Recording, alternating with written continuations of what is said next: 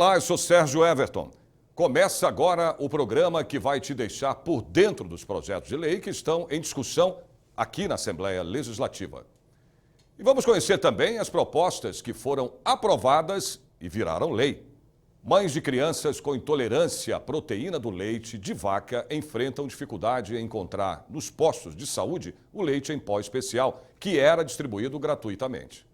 Bom, um projeto de lei do deputado Jorge Wilson, o xerife do consumidor do PRB, quer transformar obrigatória e contínua a distribuição em todo o estado do leite em pó para criança até 2 anos. Oi, que bonito. Trem, né, filho? Que é isso? É o trenzinho? Que cor é esse trem, Davi? Hein? Verde. Davi é um garotinho muito esperto, adora carros e fala bastante. A chegada dele foi muito esperada pelos pais, mas ele deu um susto na família. Quando Davi tinha 4 meses, Adriana percebeu que ele tinha alergia à proteína do leite de vaca. Adriana, como foi? O que ele tinha? Quais eram os sintomas?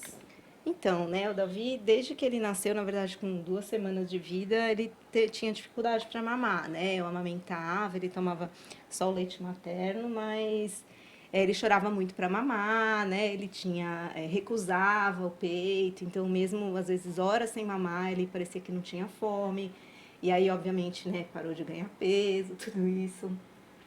Chorava muito, dormia mal, que era tudo sintoma de refluxo. Começou a ter diarreia também, dermatite, sempre um bebê muito irritado, que não ganhava peso. Aí a gente começou, né, primeiro assim, era cólica, é normal, vai passar, né? Aí passou os 3 meses, que é a fase normal da cólica, e não melhorou. Aí com 4 meses, que a gente foi atrás mesmo de uma consulta especializada, e aí fez o diagnóstico mesmo da alergia à proteína do leite, né? Se a criança não consome a proteína, o que acontece? Vai comprometer o desenvolvimento dela, de peso, de estatura, né? Então aí a gente percebe que o crescimento é um crescimento mais lento.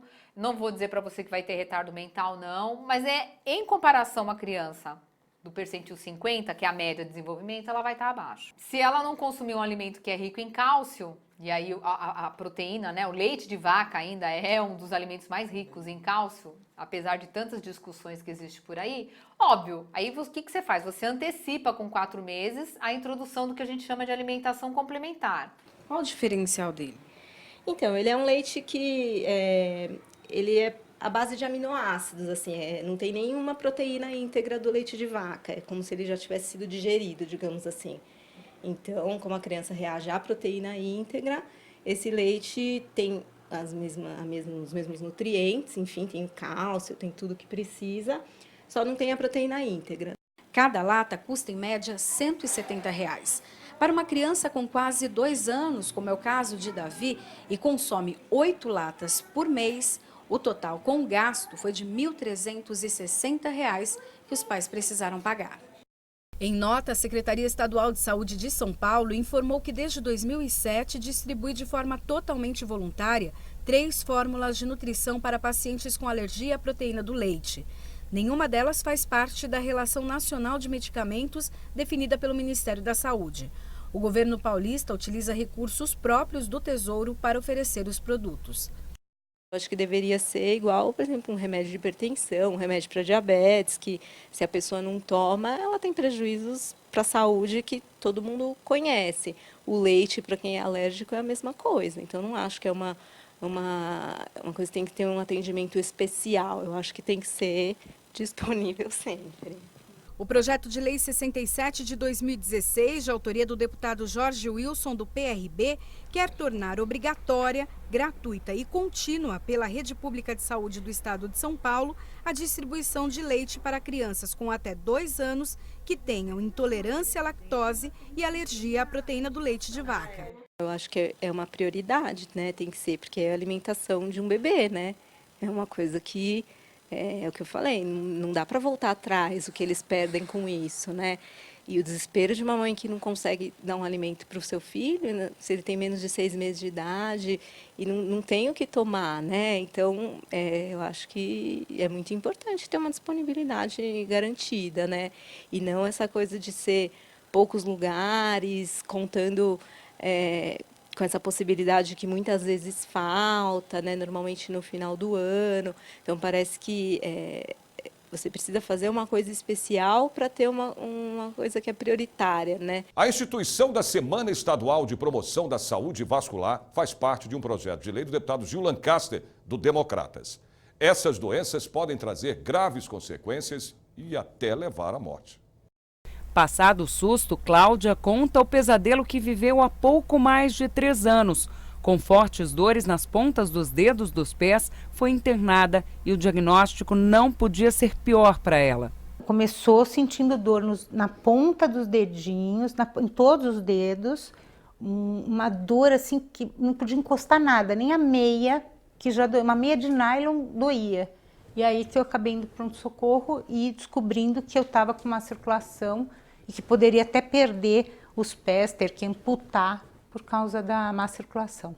Um projeto de lei de autoria do deputado Gil Lancaster, do Democratas, quer chamar a atenção exatamente para este tipo de sintoma e estabelece a Semana Estadual de Promoção da Saúde Vascular. O objetivo é promover a prevenção e diminuir custos com o tratamento das doenças causadas pela falta de circulação. Tabagismo, consumo abusivo de álcool, excesso de peso, colesterol alto, má alimentação e sedentarismo são fatores de risco para as doenças vasculares. Segundo o IBGE, o Instituto Brasileiro de Geografia e Estatística, hoje quase 58 milhões de brasileiros já são doentes crônicos. Doença vascular é a alteração dos vasos sanguíneos e também pode ser causada por herança genética. Este cirurgião vascular alerta para os perigos. Muitos pacientes não têm a informação de que está desenvolvendo alguma insuficiência nas veias das pernas, porque ele ainda não tem sintomas. Na fase inicial das varizes em membros inferiores, o paciente às vezes tem uma compensação de alguma forma e ele não está inchando a perna ainda, não está surgindo inflamações na pele, com riscos de eczemas ou pigmentações, então ele ainda não despertou para esse problema. Não é? Da mesma forma que nas artérias, está havendo um espessamento, ou está havendo uma degeneração, ou está surgindo um aneurisma, e esse paciente não sabe que tem aquele problema exatamente porque no começo às vezes não há sintoma nenhum. O diagnóstico hoje ele é minimamente invasivo. Hoje nós com exames praticamente não invasivos como o ultrassom, Doppler, o ecodoppler, nós conseguimos ter um índice de diagnóstico muito alto. Cláudia acredita que ter uma semana no calendário para falar sobre o assunto pode salvar vidas. Há um tempo atrás estava no metrô e a pessoa estava segurando assim no ferro. E aí, de repente, ela fez, tenho que soltar, porque começa a me formigar a mão. Isso é má circulação também, entendeu? Se ela tivesse um alerta visto na televisão, em outros lugares, ela saberia. E iria atrás, né? Não ia deixar para até chegar num caso grave como o meu. Uma lei federal obriga o motorista a usar farol baixo nas rodovias em todo o país. Mas já tem uma proposta aqui no Parlamento para que seja intensificada a divulgação dessa lei. Você vai ver no próximo bloco.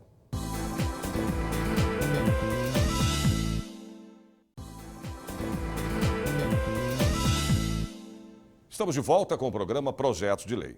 Bom, o assunto agora é a obrigatoriedade de motoristas em todo o país de utilizar o farol baixo nas rodovias federais. Projeto de lei da deputada Célia Leão, do PSDB, em tramitação aqui na Assembleia, prevê a instalação de sinalização com mais informações aos motoristas de todo o estado. Farol baixo aceso durante o dia em todas as estradas do país. É o que determina a Lei Federal 13.290 de 2016. Acho que aqui não... Se for para obedecer isso aí, a mulher vai tomar multa, porque não compensa não. Mais segurança, né? Sim. Mais segurança pra gente que transita aí o tempo inteiro aí em rodovias também. O infrator flagrado em desacordo paga multa de R$ 85,13 e leva 4 pontos na carteira de habilitação. Se esquecer, a multinha dói, hein? Aí dói, hein? Multa e ponto dói, hein? Isso daí é uma fábrica de tomar dinheiro do cidadão, né? A lei federal é do dia 23 de maio. Inclusive, por sugestão do Ministério da Justiça, foi vetado o artigo que dizia que ela entraria em vigor na data da sua publicação. O governo preferiu massificar, dar publicidade à nova lei, e as autuações só começaram para valer a partir do dia 8 de julho. Use o farol baixo durante o dia nas rodovias. Está escrito em letras garrafais nos painéis das estradas sob concessão. Ainda assim, é comum ver motoristas desrespeitando a lei, mesmo passando de frente a uma base da Polícia Militar Rodoviária. O esquecimento que vira multa na certa. Aqueles que não necessariamente são abordados, o policial, em constatando a infração, ele faz a autuação mesmo não abordando o veículo ou até mesmo pela utilização de câmeras. E não vale farol alto ou luz de neblina, muito menos a lanterna. Farol baixo, não a lanterna. Ah, sim, né? farol baixo aí, ó, tá vendo? É porque outro dia eu andei com farol na lanterna, não. Ah, com a lanterna. E não pode, né? A luz de posição é diferente do farol. O farol é aquele acionamento em que o veículo é o facho de luz que se utiliza no período noturno. Não substitui farolete, farol de milha ou qualquer outro dispositivo. É o farol que ele utiliza à noite e ele vai utilizar também durante o dia. A obrigatoriedade do uso do farol baixo levou a deputada Célia Leão, do PSDB, a propor o projeto de lei 577 de 2016, que obriga a instalação de sinalização informando a medida, inclusive a gravidade da infração e a penalidade aplicada. É uma lei que vem para ficar, ela auxilia na visibilidade do veículo durante o dia e a noite. 8 pessoas morrem todos os dias vítimas de acidentes de trabalho no Brasil. Os dados são do governo federal. Bom, para diminuir este número, o projeto de lei do deputado Ramalho da Construção, do PSDB, quer estabelecer ações de prevenção de acidentes na indústria da construção. Segundo o governo federal, em 2013 foram registrados cerca de 718 mil acidentes de trabalho, o que praticamente não mudou muito até os dias de hoje. Mesmo assim, no Brasil, 84 acidentes são registrados por hora, com 8 mortes por dia ou uma morte a cada 3 horas. O que se quer é reduzir cada vez mais esses números, priorizando a segurança do trabalho.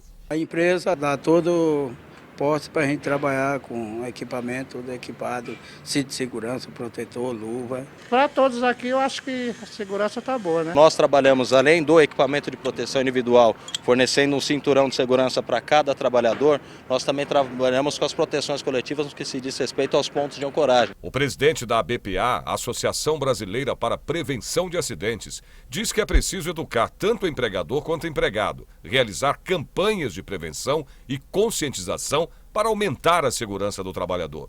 Fazendo com que esses profissionais tenham exatamente essas orientações técnicas, orientações até de modus vivendi de como verificar sua qualidade de vida nas organizações, eles estarão saudáveis, produzindo, fazendo e acontecendo, e o cara está fazendo bem para a sociedade e a perenidade das organizações. A Associação Brasileira para a Prevenção de Acidentes mantém um centro de treinamento com vários equipamentos, como cabos de aço, cordas, cinturão, protetores contra quedas, que são obrigatórios para a segurança do trabalhador. Isso reduz o número de acidentes, principalmente na indústria da construção. Tem muitas empresas que têm galerias, são caixa d'água, e você vai precisar de um sistema para resgatar alguém.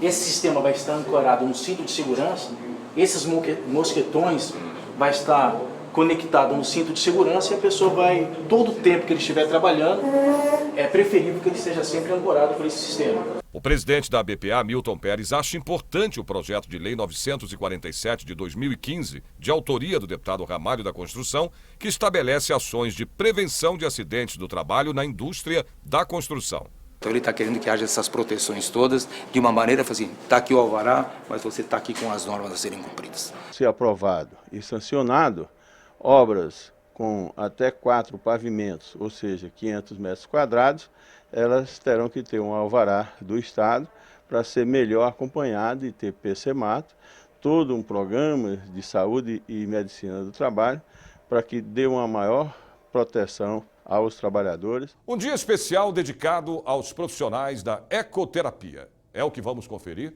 no próximo bloco. Um instante só.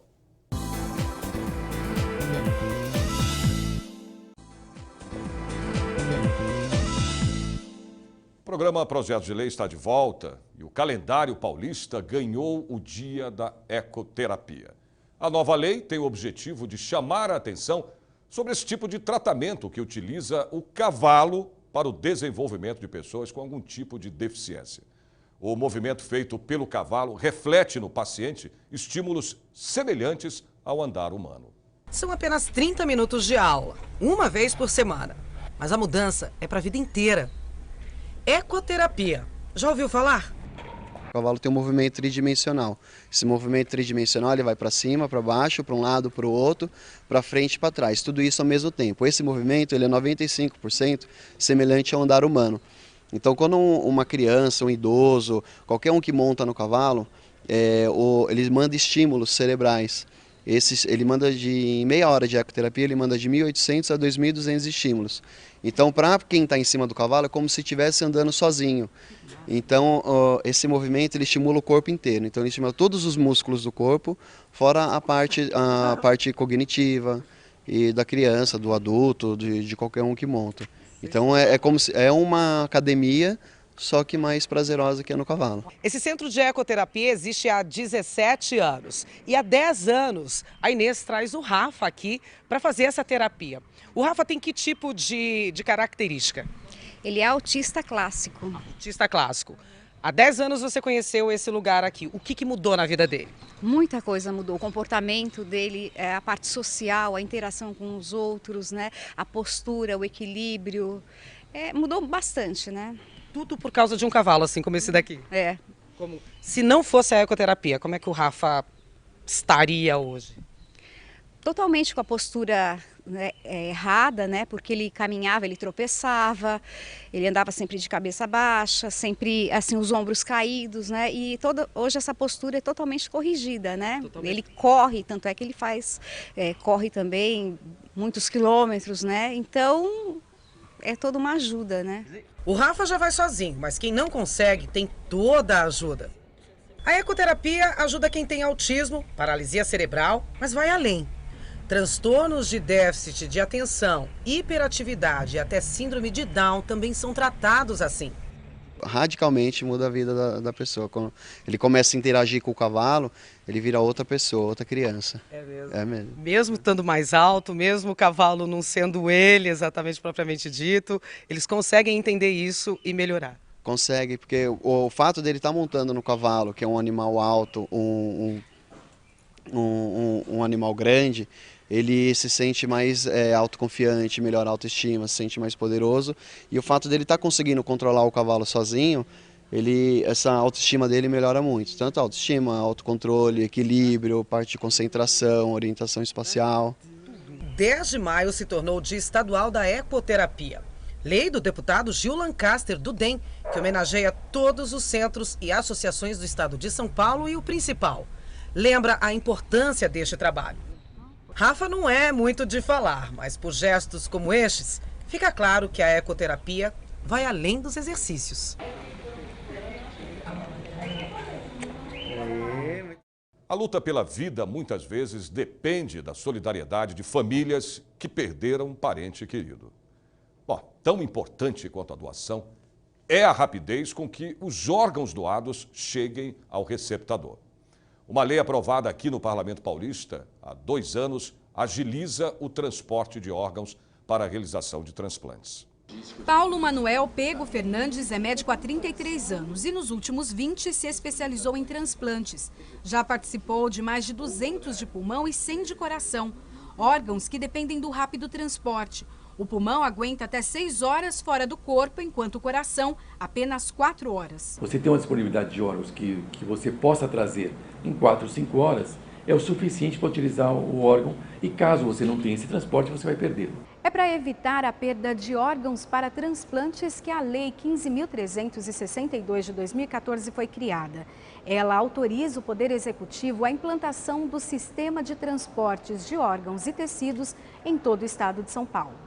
Segundo a nova legislação, vão participar do sistema de transporte de órgãos e tecidos humanos todos os meios de transporte da rede pública estadual de saúde, das polícias militar e civil e do Corpo de Bombeiros, além da participação de empresas privadas de transporte aéreo, fluvial e marítimo. A Lei 15.362 de 2014 é de autoria do deputado Aldo Demarque, do Democratas. Quero aqui complementar a medicina pela evolução, quero complementar o povo brasileiro pela solidariedade em termos de doação dos órgãos, e o legislador está muito preocupado para que esse transporte, vamos dizer, até a distância do doador para aquele que vai receber o órgão não seja perdido.